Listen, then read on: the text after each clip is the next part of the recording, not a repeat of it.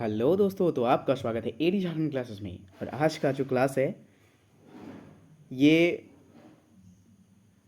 YouTube पर ये first ऐसा क्लास होगा जिसमें आपका झारखंड के वाद्य यंत्र इस प्रकार से पढ़ाए जाएंगे।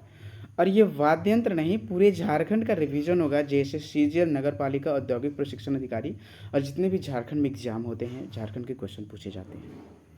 ठीक है। और ये जो है आपका बुलेट ट्रेन झारखंड जीके के झारखंड का वाद्य यंत्र से हम लोग पढ़ने वाले हैं। ठीक है। बुलेट ट्रेन झारखंड जीके, आप लोग सोच रहे हैं कैसा है, तो बुलेट ट्रेन से नाम ही से पता चलता है कि ये रिवीजन है, स्पीड में रिवीजन। आप पढ़ चुके हैं या फिर नहीं पढ़े हैं? जो नहीं पढ़े हैं, जिस प्रकार से मैंने नोट्स बनाया है उस प्रकार से आपको नोट्स बनाने हैं। भाई कैसा नोट्स बनाया है? ठीक है। अब सारी चीज़ अभी इसमें देखेंगे। और मैं बात बता दूं कि ये bullet train Jharkhand GK start करने से पहले मेरे बहुत सारे विद्यार्थियों बोल रहे थे सर रिवीजन करा दीजिए, सर रिवीजन। लीजिए, आपका रिवीजन प्लस क्लास दोनों आ गया। ठीक है। बुलेट ट्रेन झारखंड जीके का जो क्लास है बहुत ही बेहतरीन क्लास है। आपको एडी क्लासेस ऐप पे इसका कोर्स और टेस्ट मिलेगा झारखंड का। आप ये बुलेट ट्रेन झारखंड जीके का अब खरीद सकते हैं। आपको 380 पेज का जो झारखंड जीके वो भी साथ में मिलेगा। यानी कि अगर बुलेट ट्रेन झारखंड जीके, ठीक है, और इसके साथ करंट अफेयर्स भी ऐड रहेंगे। Bullet train Jharkhand GK plus 380 page वाला जो झारखंड जीके है, दोनों साथ में आपका जो है ये मिल रहा है ओनली कितना फी, 249 में। संपूर्ण झारखंड, एक भी प्रश्न नहीं छूटेगा। ठीक है। तो अभी हम लोग चलेंगे bullet train Jharkhand GK, Jharkhand के वाद्य यंत्र आज पढ़ने वाले हैं। ध्यान से देखिएगा। और ये आपको क्लास कैसा लगेगा वो भी कमेंट सेक्शन में कमेंट करेंगे, और इस प्रकार से क्लास आनी चाहिए या नहीं ये भी आप बताएंगे। ठीक है। तो देखिए, यहाँ सबसे पहले झारखंड के वाद्य यंत्र में 3 वाद्य यंत्र होते हैं। पहला तंतु वाद्य यंत्र, ठीक है, तंतु वाद्य यंत्र। फिर दूसरा ताल, औनद, पार्श्वमुखी, घनवाद्य, सबको एक ही बोला जाता है। और तीसरा जो है आपका, तीसरा कौन सा, सुशील वाद्य यंत्र। तो अभी हम लोग तीनों वाद्य यंत्र के बारे में पढ़ना है और पढ़ेंगे। तो दोस्तों, जैसे मैंने लिखा है वैसे आपको लिखने हैं। ठीक है। जितना भी इम्पॉर्टेंट वाद्य यंत्र से प्रश्न आते हैं सारे प्रश्न कवर कराया यहाँ जाएगा, एक भी प्रश्न नहीं छूटा जाएगा दोस्तों। ठीक है। तो सबसे पहले हम लोग झारखंड के वाद्य यंत्र में तंतु वाद्य यंत्र पढ़ेंगे। ठीक है। तंतु वाद्य यंत्र, ये शॉर्ट नोट्स बनाया गया है। ठीक है। स्पीड रिवीजन के लिए ये शॉर्ट नोट्स बनाया गया है, तंतु वाद्य यंत्र। तो देखिए, सबसे पहले इस कॉर्नर से हम पढ़ना स्टार्ट करेंगे। कहीं भी ये बुलेट ट्रेन झारखंड जीके का रूल है कि आप इस लाइन से पढ़ना स्टार्ट करें या फिर इस लाइन से। ठीक ना। फर्स्ट यहाँ से स्टार्ट करें और ये इस प्रकार से इस डायरेक्शन में ऐसे चलेगा। ठीक है ना। तो आपको यहाँ से स्टार्ट करने हैं, एकदम ध्यान से स्टार्ट करने हैं। और जिस प्रकार मैंने नोट्स बनाया है शॉर्ट नोट्स, वैसे ही आप बनाएंगे या फिर आप पीडीएफ खरीद सकते हैं। तो देखिए, यहाँ जो है तंतु वाद्य यंत्र किसे कहते हैं, तंतु वाद्य यंत्र को, तो तार के कंपन से उत्पन्न ध्वनि को क्या कहा जाता है, तंतु वाद्य यंत्र कहा जाता है। जैसे क्या हो गया, तार से रिलेटेड आप याद कीजिए गिटार। ठीक है। अगर हम लोग लेटेस्ट ज़माना में चले तो सारंगी, उसमें भी तार लगा हुआ रहता है। ठीक है। मतलब कि बीना हो गया जिसमें तार लगाया रहता है। ठीक है। इस प्रकार से जिसमें बहुत सारे तार लगाए हुए रहते हैं, है ना। और हर एक में अलग अलग ट्यून निकलते हैं, किसी में पतला किसी में मोटा। ठीक है ना। तो उसको तंतु वाद्य यंत्र कहा जाता है। तंतु का अर्थ होता है तार, और तार से जो ध्वनि उत्पन्न होती है, कंपन से ध्वनि उत्पन्न होती है, तो तंतु वाद्य यंत्र कहा जाता है। तो देखिए, संथालों का प्रिय वाद्य यंत्र कौन सा है, संथालों का प्रिय वाद्य यंत्र कौन सा है, तो देखिए भुआंग है। तो भुआंग जो है क्या है, पहला हम लोग जो वाद्य यंत्र पढ़ रहे हैं भुआंग भी होता है। ये संथालों का कैसा है, तंतु वाद्य यंत्र है, और ये संथालों का प्रिय वाद्य यंत्र है। ठीक है। चलिए, केंद्री, केंद्री दूसरा हम लोग पढ़ेंगे, केंद्री या फिर केंद्रा कभी कभी बोलते हैं। ठीक है। तो केंद्रा जो होता है, केंद्रा को हम लोग क्या कहते हैं, झारखंडी वायलिन कहा जाता है। ये सब सारे तंतु वाद्य यंत्र हैं, तार टान कर इसमें बजाया जाता है। बनम तीसरा है, बनम। तो बनम क्या चीज़ है, झारखंड के जनजातियों में ये क्या चीज़ में यूज होता है, तो जनजातीय समाज में विशेष अवसर पर बजाए जाने वाला यंत्र है। अगर आपसे पूछा जाएगा प्रश्न कि जनजातीय समाज में विशेष अवसर पर बजाए जाने वाला वाद्य यंत्र कौन सा है, बनम है, याद रखेंगे। नेक्स्ट, गुपी यंत्र। तो गुपी यंत्र क्या है, ये तंतु वाद्य यंत्र है। जो एक तारा जैसा वाद्य यंत्र होता है। चलिए टोहिला, नेक्स्ट हम लोग पढ़ेंगे टोहिला। टोहिला जो है कठिन शैली का वाद्य यंत्र है, और ये बहुत बार प्रश्न पूछा जा चुका है कि कठिन शैली का वाद्य यंत्र निम्न में से कौन है, तो टोहिला है। ठीक है, इस राज जो है वाद्य यंत्र किसे कहा जाता है, तो ये सारंगी के समान होता है। किसके समान होता है, सारंगी के जैसा ही होता है इस राज। और ये जो होता है इस राज 3 फीट से 5 फीट का बना हुआ रहता है। ठीक है, चलिए सारंगी, और ये जो है नेक्स्ट है सारंगी तंतु वाद्य यंत्र, जिसमें सारंगी का जो प्राचीन नाम क्या है, सारिंदा नाम है। सारंगी का प्राचीन नाम क्या है, सारिंदा है। ये बहुत बार प्रश्न पूछा जा चुका है, तो आप सारे नोट्स कर लेंगे।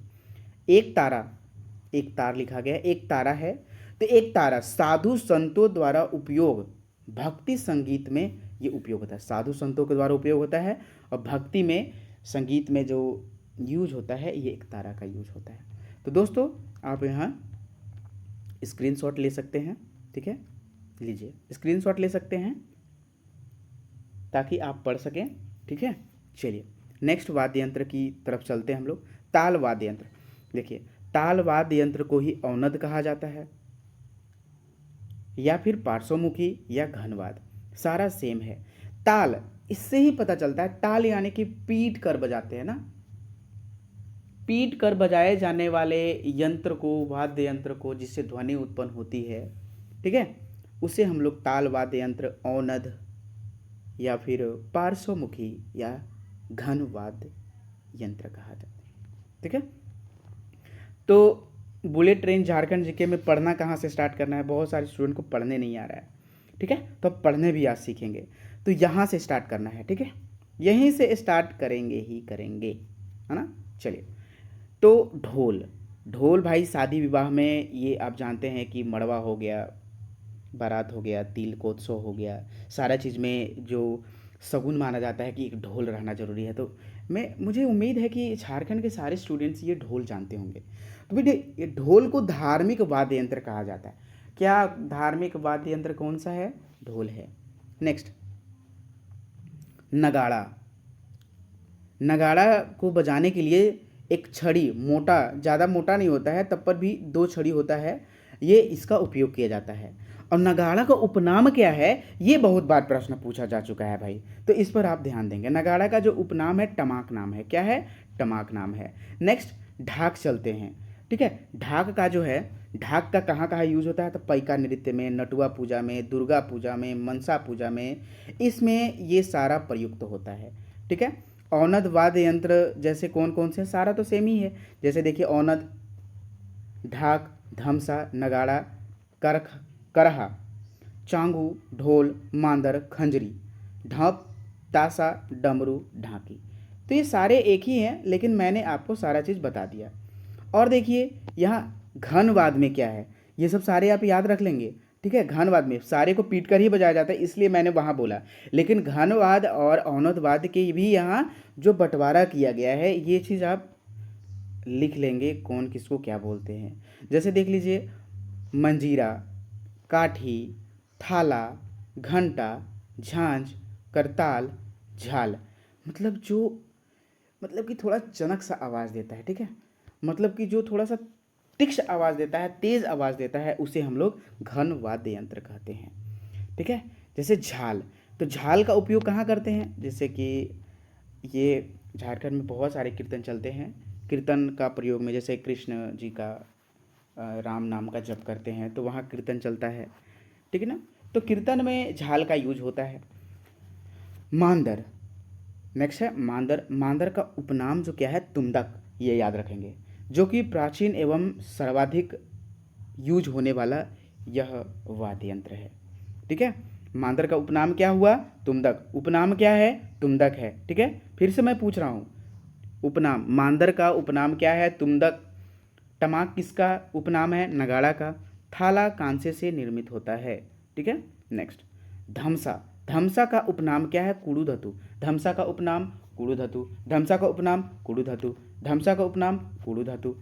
ठीक है। धमसा कुड़ धातु, धमसा धातु, धमसा धातु, धमसा धातु, इस प्रकार से याद कर सकते हैं। और ये धमसा का कड़ाही जैसी आकृति होती है। नेक्स्ट चलते हैं, जैसे कि ये ताल वाद्य यंत्र में घुंघरू, रूंज, ढाक, इस प्रकार से और भी हो गए। और यहाँ देखिए ताल वाद्य यंत्र जिसे ठोक कर या पीट कर बजाया जाता है उसे हम लोग ताल वाद्य यंत्र कहते हैं। और ये क्या है, लकड़ी और धातु से बना होता है। ठीक है, चलिए नेक्स्ट चलते हैं सुशीर वाद्य यंत्र। ठीक है ना, सुशीर वाद्य यंत्र आज हम लोग देखेंगे। सुशीर वाद्य, फूंक कर बजाए जाने वाले वाद्य यंत्र को क्या कहा जाता है, सुशीर वाद्य यंत्र कहा जाता है। ठीक है ना, तो हम लोग को स्टार्ट कहाँ से करने हैं भाई, ये कोना से स्टार्ट करना है, यहाँ से। सिंगा, सिंगा को फूंक कर बजाया जाता है, भैंस के सींग से निर्मित होता है, यह बनता है। नेक्स्ट चलते हैं तुरही। तुरही किसे कहा जाता है, तो देखिए तुरही जो है क्या होता है, तो तुरही का उपयोग जो होता है फूंक कर ही बजाया जाता है। ये अनुष्ठान, किसी चीज़ का अनुष्ठान है तो वहाँ यूज होता है, हवन पूजा पाठ में यूज होता है। और यह जो है क्या चीज़ से बना होता है, कांसे एवं पीतल से निर्मित होता है। मदन भेरी, यह एक सहायक वाद्य यंत्र है। मदन भेरी क्या है, सहायक वाद्य यंत्र है। नेक्स्ट शंख, यह पूजा पाठ विवाह के अवसर पर शंख का जो है बजाया जाता है। शहनाई, मंगल वाद्य यंत्र जो है विवाह में ये यूज अधिक होता है। शंखवा क्या है, जंगली भैंस के सींग से ये निर्मित होता है और यह नुकीली भी होता है। बांसुरी, बांसुरी नेक्स्ट है, यह भी फूंक कर बजाया जाता है। डोंगी बांस की सबसे अच्छी बांसुरी बनती है। नरसिंगा क्या है, यह जो है आधा वृत्त जैसा इसकी आकृति होती है ये नरसिंगा का। तो दोस्तों आप यहाँ देख रहे हैं शहनाई हो गया, निशान हो गया, सिंगा हो गया, इस प्रकार से ये सब भी आपका सुशीर वाद्य यंत्र है। तो यहाँ आप इसको भी स्क्रीनशॉट ले सकते हैं। और ये वीडियो आपको कैसा लगा, यहाँ जो है आप टोटल झारखंड के वाद्य यंत्र पढ़ लिए, इंपॉर्टेंट चीज़ पढ़ लिए। इससे ज़्यादा झारखंड के वाद्य यंत्र कुछ नहीं आते हैं। और ये झारखंड के वाद्य यंत्र में जो वादक है ना, उसका हम आपको एक क्लास लेकर आएंगे। नेक्स्ट क्लास आपका किस चीज़ का होना चाहिए अभी कमेंट सेक्शन करेंगे। ये आपका झारखंड की मिट्टी होना चाहिए या फिर उद्योग होना चाहिए, क्योंकि अगर उद्योग में घुसेंगे तो बहुत सारा उसमें ये पार्ट होगा। ठीक है, तो ठीक है ना, तो आप बताएंगे कि और ये क्लास कैसा लगा। ये क्लास अच्छा लगा तो कमेंट सेक्शन में ज़रूर कमेंट करेंगे, क्योंकि तभी एक उम्मीद होता है, नहीं स्टूडेंट को अच्छा लग रहा है, रिवीजन करने में अच्छा लग रहा है। ठीक है, धन्यवाद, जय हिंद, जय भारत।